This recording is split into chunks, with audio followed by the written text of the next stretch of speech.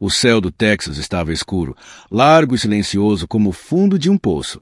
Adrian Miles, aos 42 anos, conduziu seu caminhão Peterbilt com firmeza, os olhos atentos à estrada vazia à sua frente.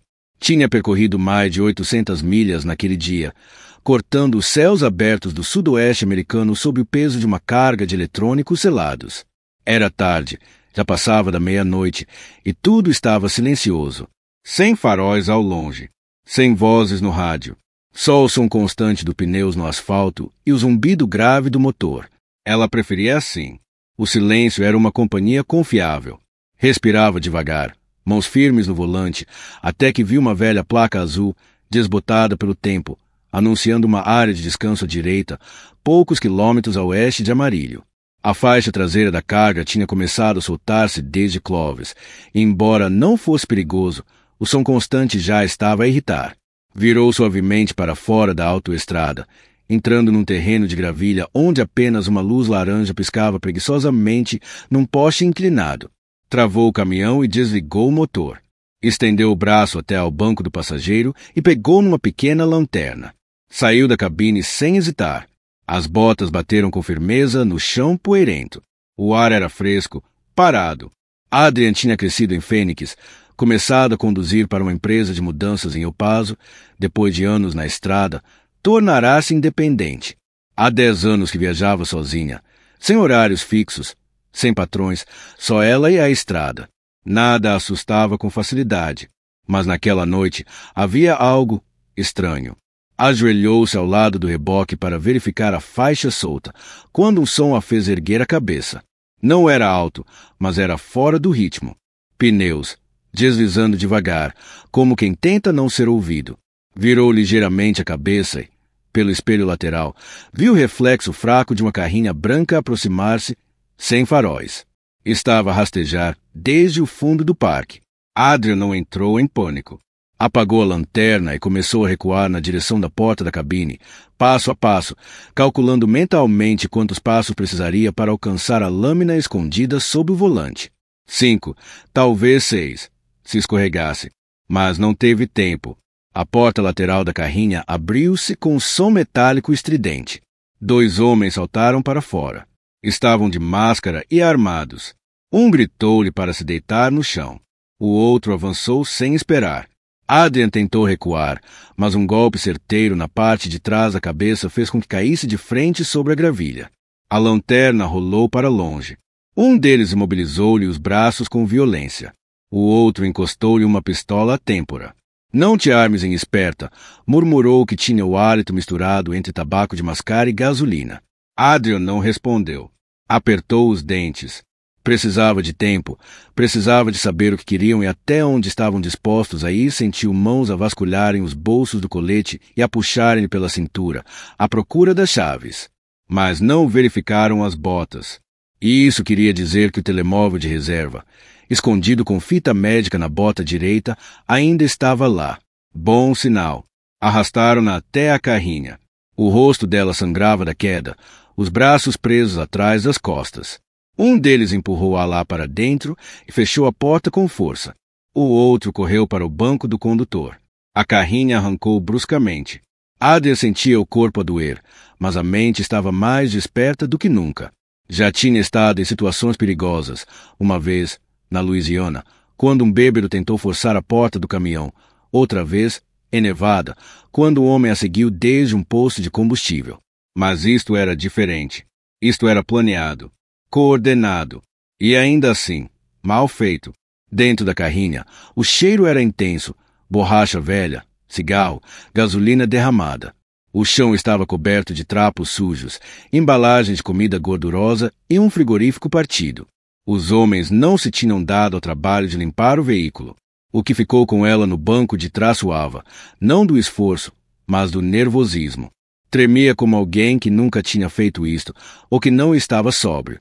Não conseguia parar quieto. Adrian mantinha-se imóvel, mas por dentro analisava tudo. O condutor, que ela ainda não tinha visto com clareza, falava alto, como se precisasse de convencer alguém, talvez a si próprio. "A sério, acho que bateste com força a mais", disse ele. "Ela está bem." Mexeu-se. respondeu o outro, voz áspera de fumador de 3 maços por dia. Adrien gravava cada detalhe na mente. Eles não a tinham amarrado direito. As braçadeiras de plástico que lhe prenderam os pulsos estavam frouxas. Conseguia sentir a folga junto à base das palmas. Ainda não falou. Deixou-os pensar que estava demasiado assustada para dizer alguma coisa. Deixou-o subestimá-la. O veículo acelerou. Estavam a seguir para norte, afastando-se da I-40. Adrien conhecia aquelas estradas secundárias. Sabia que ali não havia câmaras, nem luzes, nem ajuda. Só o vazio. O homem ao lado dela, olhos castanhos injetados de sangue, finalmente falou, voz trêmula. Só faz o que mandarmos. Está bem? Murmurou, sem a encarar. Vais ficar bem. Só queremos o caminhão. Ela fitou com calma. Como te chamas? Perguntou, voz baixa. Ele hesitou. Por quê? Porque quando isso acabar, respondeu ela, quero saber o nome de quem pus a chorar. O homem recuou como se tivesse sido picado. Voltou para a frente, nervoso. O condutor soltou uma gargalhada curta. Deixa falar, disse. Está a armar-se em durona. Adrien mexeu-se levemente, testando a resistência das braçadeiras. Empurrou a lateral da bota contra a parede do poço da roda, ganhando um pouco de apoio. Movia-se devagar, fingindo ajustar a posição. Não estou a armar-me, disse. Vocês escolheram o caminhão errado. Silêncio por um segundo. O nervoso virou-se para o condutor, de novo. Bora só levar a carga e deixá-la. Não gosto disto. Cala-te, rosnou o outro. Já falamos sobre isto. Ela abre o caminhão, carregamos o que pudermos e vamos embora. Simples. Adrien mordeu o interior da bochecha. As mãos estavam quase livres. Mais um pouco. Eles não sabiam com quem se tinham metido. Iam descobrir muito em breve. A carrinha começou a abrandar. O motor tossia, cansado, como se implorasse por uma mudança de óleo há meses. Adrien endireitou-se ligeiramente. Estavam a sair da estrada principal e ela conhecia bem aquela rota. Era uma estrada de serviço, pouco usada, onde ficava o antigo posto Texaco, abandonado há anos. Costumava parar ali para comprar chá gelado, quando ainda fazia rotas com outras motoristas. Agora era apenas um edifício morto, com janelas tapadas e letreiros partidos. Ela fingiu suspirar, inclinando a cabeça para trás, como se estivesse a desistir. O condutor entreabriu a janela e disse, tira-a de lá, mas desta vez mantenha a arma apontada. O condutor saiu do lugar e entrou na parte de trás. Era mais alto que Verde, mais pesado. Usava um casaco de capuz manchado de óleo e calças de ganga rasgadas nos joelhos. Tinha a pistola na mão, mas de forma descuidada, como um adereço barato num filme de ação. Grande erro. Adrien olhou nos olhos. Tens a certeza de que é assim que queres acabar? Perguntou. Calma. Ele sorriu, confiante. Tu não mandas aqui, querida. Foi aí que a última fibra da braçadeira se partiu. Ela não piscou. Tens a certeza? Murmurou. O que aconteceu a seguir foi rápido demais para que ele entendesse. Adrien girou o tronco, puxou os joelhos ao peito, com toda a força das coxas, desferiu um pontapé certeiro com a biqueira de aço da bota. O impacto atingiu-lhe o pulso com um estalo. A arma voou, deslizando pelo chão da carrinha. Ele cambaleou para trás, gemendo de dor. Antes que pudesse recuperar, Adrien lançou-se sobre ele. Cotovelos altos, joelhos fletidos, equilíbrio perfeito. Golpeou-lhe a garganta com a palma da mão, depois enfiou o ombro no peito dele, empurrando contra a parede metálica. O corpo dele tombou com estrondo. Ei! Ei! Gritou Verde, já do lado de fora, a tentar tirar algo do bolso. Adrien nem esperou para ver o que. Saltou da carrinha, rolando no chão, e ergueu-se num só movimento. Um pontapé giratório direto às costelas. Verde caiu como um saco de cimento, gemendo e agarrando-se ao lado. Ela ficou por cima dele, ofegante, mas firme. Não tentes nada, disse. Não és rápido o suficiente. Ele não se mexeu. O medo já tomara conta dele. Lá dentro, o condutor ainda gemia, a tentar levantar-se. Adrien voltou à carrinha, encontrou a arma no chão e voltou para fora. Apontou aos 2 homens, que agora estavam sentados junto à parede do velho texaco. Não queria matá-los, mas também não ia deixá-los reagrupar. Para fora. Agora, ordenou. Verde hesitou. Ela puxou o ferrolho da pistola. Ele arrastou-se lentamente para fora, tropeçando nos próprios joelhos. O outro seguiu, a cochear. Adrian rasgou tiras de um dos trapos sujos da carrinha e amarrou as mãos de Verde. Para o condutor, usou o cinto de segurança do banco da frente. Os nós eram improvisados, mas bastavam para 2 homens derrotados e atordoados. O lábio dela sangrava. O antebraço latejava, mas estava de pé, viva. No controlo ponto, Adrian voltou à carrinha, respirando fundo. A mão tremia ligeiramente ao pegar no telemóvel reserva, ainda colado com fita à parte de dentro da bota. Desenrolou a fita com cuidado, limpou o sangue seco da cara com a manga da camisa e discou 911 com um só dedo. A voz da operadora atendeu, firme. Emergência. Qual é a sua localização? Adrian Miles. Antigo posto Texaco, norte de Vega, saída da rota 385, disse com clareza. 2 suspeitos imobilizados. Tentativa de rapto e roubo de carga. Sou motorista de transporte pesado. Preciso de ajuda urgente. A operadora pediu mais informações, mas Adrian manteve-se direta. Sem dramas. Sem floreados. Só os factos. Assim que desligou, olhou para os 2 homens sentados junto à parede. Verde mexeu-se, como se estivesse a calcular uma fuga. Ela aproximou-se devagar, agachando-se à frente dele. Estás a pensar fugir? Perguntou com um olhar gelado. Ele abanou a cabeça, os lábios a tremerem. Ótimo, murmurou. Porque hoje não estou com disposição para correr atrás de ninguém. Levantou-se, caminhou até a carrinha e puxou uma garrafa de Gatorade semi-vazia do chão. Estava quente, mas servia. Bebeu em goles longos, sentindo o líquido escorrer pela garganta seca. O silêncio ao redor era espesso. A noite permanecia escura, mas a tensão no ar tinha mudado. Agora era ela quem mandava. 10, talvez 12 minutos depois, viu os faróis aproximarem-se.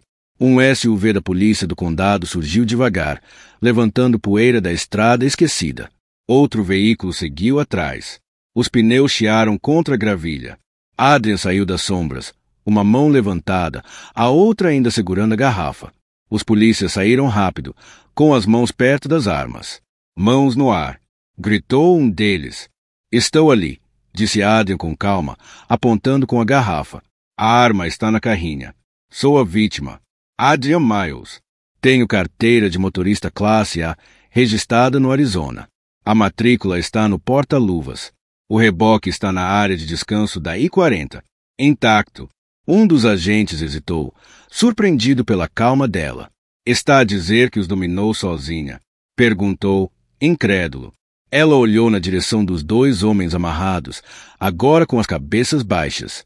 Podem verificar os nós. Um deles urinou-se, respondeu. O agente mais novo sufocou uma gargalhada. O mais velho, cabelo grisalho, distintivo com o nome S do Oley, aproximou-se. Está ferida? Nada grave, disse Adrian, abanando a cabeça. Quer uma ambulância? Não. Ele assentiu, olhando para os 2 suspeitos. Conhece algum deles? Nunca os vi até hoje. Do Oley virou-se para o parceiro. Algemas neles.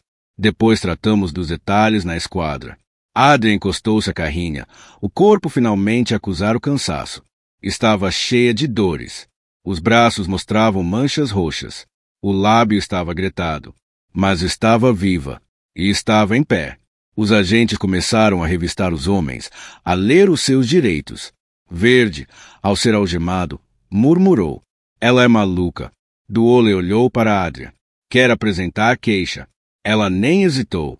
Absolutamente. Enquanto o local era assegurado, Adrian afastou-se um pouco. Precisava de espaço. Pegou no telemóvel principal, aquele que estava no bolso da frente, e abriu a aplicação de notas. Digitou com calma. Lembrar as caminhonistas porque treinamos. Não pensava em vingança. Pensava na próxima mulher que, como ela, viajava sozinha com spray de pimenta no bolso e que questionava se isso bastava. Ela queria que soubessem que era possível resistir, que havia formas, que havia força dentro delas, mesmo quando ninguém olhava. Horas depois, sentada numa sala fria na esquadra do condado de Vega, Adrian segurava um saco de gelo contra a cara. As luzes fluorescentes zumbiam acima dela. Tinha dado seu depoimento completo 2 vezes. Primeiro aos agentes, depois a um detetive jovem que parecia nunca ter visto um caminhão de perto. Do outro lado da mesa, o agente do Ole recostou-se finalmente, com um bloco de notas cheio. Sabe, estou nisto há 28 anos, disse. Já vi muita coisa. Mas 2 homens feitos serem imobilizados por uma mulher sozinha. Isso é novo. Adria esboçou um sorriso cansado. Eles facilitaram. Foram arrogantes.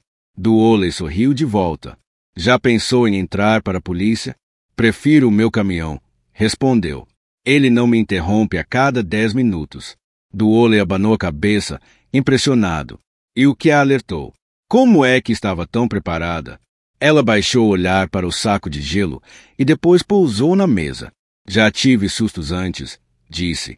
Coisas que não chegaram a relatório nenhum. Um tipo trepou o depósito de combustível em Oklahoma. Outro tentou forçar a janela com um pé de cabra. Mais um que me seguiu em Kansas durante horas. Aprendi rápido. Se eu não me levar a sério, ninguém vai levar. Do Ole cruzou os braços. Fez artes marciais. Certo? Shotokan. 5º Dan. Dou aula de defesa pessoal aos fins de semana. Principalmente a mulheres, enfermeiras, empregadas de bar, motoristas. Alguma vez teve de usar assim? Ela hesitou. Não, nunca foi preciso. Então o que mudou esta noite? Adria olhou para ele, depois além dele. Por um instante o rosto endureceu. Eles não queriam só o caminhão. Queriam garantir que eu não falava. Vi nos olhos deles. Achavam que, se me calassem tempo suficiente, eu desaparecia. A mandíbula de Duole apertou-se. Eles não sabiam com quem se estavam a meter, murmurou. Pois não, disse ela ponto mais tarde. Quando libertaram da esquadra, Adrian recusou o transporte até Amarillo. O agente do Ole insistiu, dizendo que podia deixá-la no motel. Mas ela recusou com um aceno calmo. Precisava de silêncio. Precisava do seu caminhão. A sua Peterbilt tinha sido apreendida temporariamente como prova, mas prometeram devolvê-la pela manhã. Assim que saiu pela porta da frente da esquadra, a mulher da recepção, uma despachante com cabelo pintado e um sorriso cansado, levantou-se. Ouvi o que aconteceu, disse. Já é uma lenda por aqui. Adria aceitou o copo de café quente que ela lhe estendia. O cheiro era fraco, a cor duvidosa, mas o gesto era sincero. Aceitou com um ligeiro aceno de cabeça. Sentou-se num banco do lado de fora. O céu começava a clarear e a brisa da manhã trazia o cheiro seco do deserto. Era um momento calmo, mas dentro dela, o sangue ainda corria rápido, como se o corpo demorasse a perceber que o perigo já tinha passado. O telefone vibrou. Uma mensagem de uma amiga em Fênix. Estiveste no rádio da polícia. Estão a chamar-te de lenda. Adrian sorriu, mas o sorriso apagou-se rapidamente. Aquilo nunca foi sobre fama. Foi sobre sobreviver. E sobre garantir que outras também sobrevivessem. Pensava nas motoristas solitárias, nas novatas, nas que ainda tinham medo de sair sozinhas à noite. Pensava na versão mais jovem de si mesma, que dormia com uma chave entre os dedos e evitava ir à casa de banho depois da meia-noite. Mais tarde, já de volta à sua Peterbilt, limpa, intacta, com os selos verificados, Adria subiu para a cabine, com movimentos lentos. O corpo doía em pontos que não mostravam nódoas negras, mas estavam lá. O volante estava no lugar. O cheiro do café, do couro da pequena bolsa de lavanda pendurada no espelho ainda estava ali. Tudo igual. E, ao mesmo tempo, tudo tinha mudado. Ligou o motor. O som trouxe-lhe paz. Tocou no painel 2 vezes com os dedos, um pequeno ritual que fazia há anos. Uma forma de agradecer a máquina que a protegia. Depois pegou no telefone, mas não para abrir o GPS nem para ligar a central. Abriu o fórum privado de motoristas, Highway Guardians. Era um espaço onde motoristas de longa distância partilhavam as experiências mais duras. Adrian lia com frequência, mas raramente publicava. Dessa vez, escreveu: Vega, TX. 2 homens tentaram roubar a minha carga e levar-me com ela. Não correu como eles esperavam. Estão algemados. Estou magoada, mas inteira. Mantenham-se atentas, senhoras. E, se viajam sozinhas, treinem. Isso salvou-me. As respostas chegaram quase de imediato. Santo Deus, Adrian, estás bem? Respeito, é assim que se faz. Ainda bem que estás viva, irmã. Esses idiotas não sabiam com quem se meteram. Mas houve uma que a fez parar por um longo momento. Tenho medo de fazer a minha primeira rota sozinha. Saio no próximo mês. A tua história deu-me o que eu precisava. Obrigada. Adrian ficou a olhar para aquela mensagem. Não respondeu. Só a deixou ali, a gravar-se dentro dela. Não era orgulho que sentia. Era clareza. Todos aqueles anos de treino. Todas as noites de receio. Tudo isso tinha culminado ali. E agora, por causa disso, talvez uma mulher não fosse levada. Ou, pelo menos, estaria mais preparada. Um bater na janela arrancou-a dos pensamentos. Um mecânico local, com uma prancheta na mão, fez sinal. O teu reboque está em ordem. Nada danificado. Verificamos os selos. Intactos. Ela agradeceu com um sinal de cabeça e pegou no recibo. Arrancou da área de descanso com a cabine ainda a cheirar a sangue seco e poeira, mas a mente mais leve. Havia peso nos ombros, mas era outro tipo de peso. Já a meio da estrada, com o sol a subir atrás dela, o telefone voltou a vibrar. Era uma mensagem de Ruti Shaw, uma antiga aluna do curso de defesa pessoal em Fênix. Adrian lembrava-se vagamente dela. Enfermeira de turnos da noite, usava uma joelheira e mal conseguia completar os primeiros treinos. Vi a tua história. Não sei se te lembras de mim. Eu era a enfermeira com a joelheira. Tinhas razão. O treino salvou-me uma vez. E tem me salvo desde então. Obrigada. Adrian abrandou ligeiramente o caminhão. Claro que se lembrava. Ruti ficava sempre depois da aula. Ela adaptava os exercícios. Ensinava-lhe a atacar sentada, a manter equilíbrio mesmo com limitações físicas. Ruti tinha resistido. E agora era uma daquelas mulheres que sabiam onde estava sua força. Quando parou para uma pausa, Adrian gravou uma resposta de voz. Ruti, claro que me lembro. Obrigada por me escreveres. Tu não só treinaste, tu apareceste. Isso é o que importa. Enviou a mensagem. Ficou ali sentada por um tempo, o volante entre os dedos. Era estranho. Durante anos, carregara a própria história em silêncio, como um fardo. E agora, pedaços dela estavam a espalhar-se, como sementes a romper a terra. E talvez fosse isso o ponto. Não lutamos para sermos vistas. Lutamos para sobreviver. E, quando sobrevivemos, outros passam a ver. Quer queiramos, quer não ponto a estrada entre Tucumcari e Flagstaff estendia-se como uma linha reta sem fim, cortando o deserto como uma cicatriz antiga. Adrian conduzia em silêncio. Não precisava de música. Os pensamentos faziam ruído suficiente. O vento entrava pela fresta da janela, misturado com o cheiro de borracha quente e areia. Passou por Gallup ao entardecer. O céu dourado começava a perder cor, tornando-se cinzento.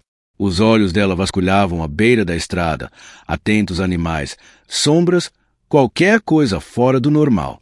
Não era paranoia. Era hábito, reflexo de anos na estrada e de uma noite que mudará tudo. Estava a pensar em Ruti, no rosto dela ao aprender a equilibrar-se com o joelho preso, na forma como perguntava tudo, com medo e vontade ao mesmo tempo. Pensava também na rapariga que lhe tinha escrito no fórum, aquela que ia começar sozinha no próximo mês. E na mulher do café em Tucumcari, que lhe perguntara: tens a certeza que estás bem? Pensava em René, aquela que nunca fizera perguntas, que, há muitos anos, se sentara ao lado de uma Adrian jovem em silêncio, com sangue seco no nariz, vergonha a escorrer pelos olhos. Precisas de 2 coisas, dissera René. Um lugar seguro para cair, e as habilidades para nunca mais teres de cair lá. No dia seguinte, Adrian entrará num estúdio de artes marciais ao lado de uma oficina de pneus. Foi lá que conheceu Deshaun Jacobs. Tinha 20 anos. Estava zangada, envergonhada, desconfiada de tudo. Deshaun não lhe dera facilidades. Mandou-a andar descalça em linha reta durante semanas. Equilíbrio primeiro, depois força. O telefone tocou. Era ele. Era ele. O nome surgiu no ecrã como uma chama reacendida. Deshaun Jacobs. Adrian hesitou um segundo antes de atender. Não achei que ainda tivesses o meu número, disse ela. A voz do outro lado era grave, familiar, inalterada. Achas mesmo que eu ia ouvir aquela história e não te ligar? Ela soltou uma pequena risada. A sério que já chegou aí? Chegou mais rápido do que uma encomenda urgente da FedEx, respondeu ele. Estás bem? Estou a respirar. Houve uma pausa. Não de silêncio, mas de espaço. Lembro-me de quando apareceste pela primeira vez, disse Deshaun. Não dizias nada. Ficavas até ao fim das aulas. Tinhas algo dentro de ti. Um fogo silencioso. Adrian observava um camionista derramar creme em pó na mesa do café e resmungar baixo. Naquela noite, disse ela, não pareceu fogo. Parece instinto. Isso é fogo, respondeu Deshaun. Controlado. Direcionado. Foi para isso que treinamos. Usaste bem. Ela recostou-se no banco. Eles olharam para mim e viram só uma motorista.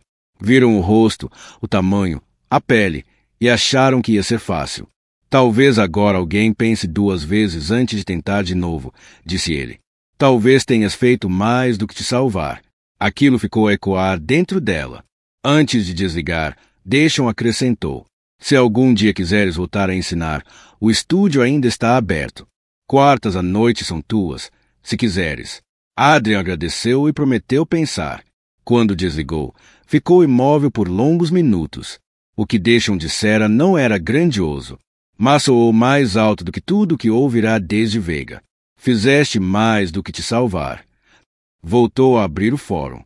Releu a mensagem da jovem que ia começar as viagens sozinha. A rapariga tinha mandado outra mensagem. Comprei spray de pimenta, mas acho que não é suficiente. Já ensinaste online? Adrian respondeu. A trabalhar nisso. Não sabia se era verdade, mas talvez tivesse de ser. Mais tarde, ao passar por Bakersfield, estacionou num parque industrial discreto. Entregou a carga sem complicações. O recepcionista mal a olhou. Mais um papel, mais uma assinatura. Sentada no caminhão, depois de estacionar, Adrian não fez o habitual. Não limpou o tablier. Não pegou num lanche. Ficou ali, com o motor desligado e os olhos fixos no vazio. A história dela tinha se espalhado mais do que pensava. Podcasts de camionistas falavam nela. Um canal de segurança no YouTube desmontava os movimentos como se fosse uma operação militar. Numa parte chamavam-lhe a viúva negra da estrada. Noutra, mostravam atores a recriar a luta. Nenhum se parecia com ela. Muito altos, muito jovens, muito suaves. Adrian não ligava à fama. Mas as mensagens, essas abalavam-na. Uma mulher do Kansas escreveu. A minha filha começa a escola de condução no próximo mês. Tinha medo de a deixar ir. A tua história ajudou-me a dizer sim. Outra. Conduzo há 12 anos. Fui atacado uma vez no Oregon. Nunca falei disso. Fizeste-me sentir vista. Obrigada. Mas foi uma mensagem que a paralisou. Sou a Haley. Falaste comigo uma vez num posto. Tinha medo. Lembro-me do que disseste. A confiança começa na forma como andas, não no peso que carregas. Ontem, um homem tentou seguir-me até a casa de banho. Virei-me, endireitei os ombros. Ele recuou. Nunca me senti tão forte. Salvaste-me, e nem sabias. Adrian piscou várias vezes, os olhos a arder. Não de cansaço, mas de algo mais pesado. Ela não salvara aquela rapariga com murros. Salvara-a com presença, com postura, com palavras. Sem saber, passará algo adiante. E isso mudava tudo. Respondeu. Não precisavas ser salva. Só precisavas lembrar quem eras. Já eras forte antes de eu dizer uma palavra. O sol começava a descer quando Adrian limpou o tablier da cabine. Pegou nos restos de embalagens, limpou o volante com um pano úmido e reorganizou os mapas no compartimento lateral. Não era só limpeza. Era um ritual. Um recomeço. Cada gesto, uma forma de esvaziar a cabeça. O telefone vibrou outra vez. Desta vez, o nome no ecrã fez o ar parar por um segundo. René, a mulher que a ajudara sem fazer perguntas, que se sentara ao lado dela no armazém escuro quando era só uma rapariga magoada e calada. A mensagem dizia: vi a tua história. Ainda tens esse fogo? Hã? Se quiseres voltar e dar um curso de segurança para mulheres aqui no armazém, eu trato de tudo. O mesmo cacifo ainda é teu. Ninguém mexeu. Adrian leu a mensagem uma vez, depois outra, e mais uma. O armazém, o início de tudo. Foi lá que aprenderá o medo. Mas também foi onde lhe deram o primeiro empurrão para o poder. Pensou durante alguns minutos, depois escreveu: vou pensar nisso. Acho que o mundo finalmente está a ouvir. Não houve resposta imediata. Apenas os 3 pontinhos a piscar, e depois, nada. Adrian sorriu. Guardou o telefone no bolso e desceu da cabine. O corpo ainda doía, mas os passos estavam firmes. O parque estava cheio de movimento. Caminhões a entrar, outros a sair. Motoristas a esticar os braços, a carregar café, a subir as cabines como se fossem soldados a voltar à linha da frente. Uma rapariga, talvez com 20 e poucos anos, passou por ela com um saco de desporto ao ombro. Trocaram olhares. A rapariga sorriu, como se soubesse, como se reconhecesse. Sempre foste de saltar das coisas em miúda, mas estou orgulhosa de ti, Adrian. Eu sei que não gostas de barulho, mas o que fizeste foi importante, especialmente para mulheres como tu. Adrian fechou os olhos por um momento. Obrigada, mãe. Houve silêncio, mas não era vazio. Era aceitação. Ela sabia que a mãe tinha razão. Não tinha lutado só por si. Tinha lutado por todas as que não conseguiram, por todas as que foram caladas, esquecidas, pelas que nunca chegaram a contar a sua história. Ela carregava essas vozes nos passos, na forma como entrava numa casa de banho de estrada, agora sem hesitar, na maneira como falava baixo, mas firme, como mantinha os ombros direitos, como ensinava, mesmo quando ninguém pedia. Depois de desligar, abriu a aplicação de notas e escreveu: treinamos para não entrar em pânico. Lutamos para não congelar. E, quando tudo acaba, contamos a história, para que a próxima não precise. Ficou a olhar para aquelas palavras durante algum tempo. Depois adicionou uma última linha. Ensina o que sabes, mesmo que ninguém peça. Guardou o telefone. Puxou o capuz. A carrinha rangeu levemente com o vento do deserto. Pensou em Deschon, em René, em Ailey, Ruti, na rapariga de Bakersfield que não disse uma palavra, mas acenou com os olhos. Pensou na sua mãe. Ela não era famosa, e não queria ser, mas sabia, no fundo, que ainda havia trabalho para fazer, não na estrada, mas fora dela, em estúdios, em parques de estacionamento, em chamadas à meio da noite de mulheres que só queriam ouvir. Tu consegues. Já começara a desenhar um plano, aulas online, táticas básicas, presença, postura, não por dinheiro, mas por poder. Nem todas podiam derrubar um homem, mas todas podiam andar como se pudessem. Estendeu a mão para as chaves, mas parou. Lá fora, as estrelas ainda estavam no lugar. E Adrian sabia, a estrada era longa. Sempre foi, mas agora ela não a percorria só por si. Agora ela deixava luzes acesas, deixava mapas, porque sobreviver não é só ser forte, é garantir que mais alguém chegue a casa também. Fim.